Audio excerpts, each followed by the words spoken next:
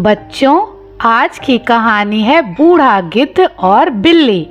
गंगा नदी के किनारे एक बहुत बड़ा पेड़ था। इस पेड़ पर बहुत से पक्षी रहा करते थे। एक दिन एक बूढ़ा गिद्ध वहां आया और पक्षियों से बोला कि क्या वह इस वृक्ष के खोल में रह सकता है। सभी पक्षी ने बूढ़े गिद्ध की आयु को देखते हुए गिद्ध को वहां रहने की इजाजत दे दी। पक्षी अपने हिस्से का भोजन में से भी कुछ हिस्सा गिद्ध को खाने को दे देते। बूढ़े गिद्ध को बहुत अच्छा लगता था। वह मन ही मन सोचता, ये पक्षी कितने दयालु हैं।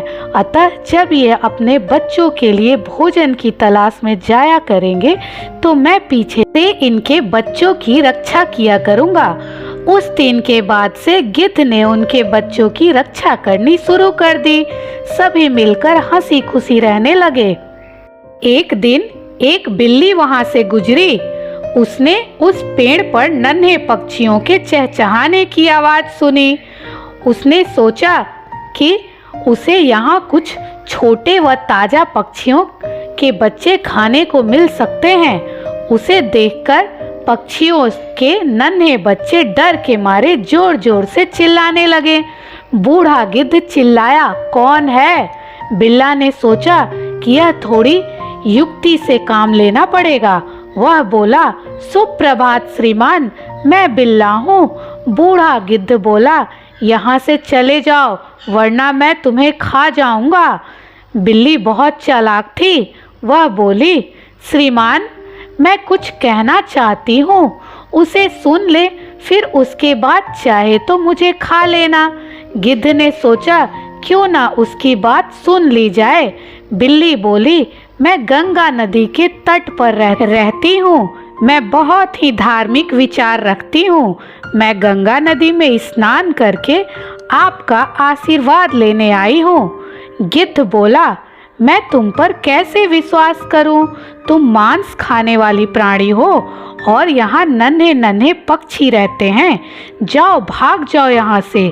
बिल्ली ने उत्तर दिया, श्रीमान, मेरा विश्वास कीजिए, मैंने जानवरों का मांस खाना छोड़ दिया है।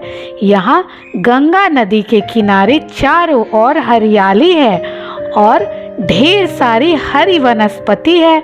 मैं केवल हरी सब्जियां और फल खाकर ही अपना पेट भरती हूँ। बूढ़ा गिद्ध उसकी बातों में आ गया। उसने उस पर दया खाकर वहां रहने की इजाजत दे दी। कुछ दिन तो सब कुछ सही सलामत चलता रहा, किंतु बिल्ली अपने ऊपर काबू नहीं रख सकी। अतः उसने प्रतिदिन एक के बाद एक करके नन्हे पक्षियों को खाना शुरू कर दिया। बूढ़े गिद्ध को इसका पता नहीं चला। बहुत जल्दी पक्षियों ने देखा उनके बच्चों की संख्या कम होती जा रही है।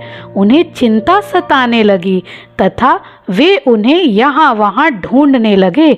चालाक बिल्ला ने इस स्थिति को भांप लिया और सोचा कि अब वह पकड़ा जा सकता है। अतः वह वहां से भाग निकला। अपने बच्चों को ढूंढते हुए जब पक्षी बूढ़े गिद्ध के खोल के पास पहुँचे तो उन्होंने वहां अपने बच्चों की हड्डियां पड़ी हुई देखी। उन्होंने सोचा, इस बूढ़े गिद्ध ने ही हमारे बच्चों को मारा है। अतः वे गुस्से से भर गए और उन सब ने मिलकर बूढ़े गिद्ध को मार डाला। बेचारा मासूम गिद्ध को अनजान बिल्ली पर विश्वास करके अपने प्राण से हाथ धोना पड़ा।